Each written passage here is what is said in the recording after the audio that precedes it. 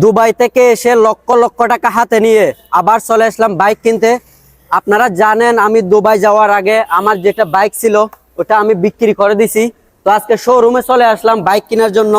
হাতে হচ্ছে এখানে লক্ষ লক্ষ টাকা। আগে ছিল আমার ছোট বাইক, এখন একটা বড় দেখে বাইক কিনবো এখান থেকে।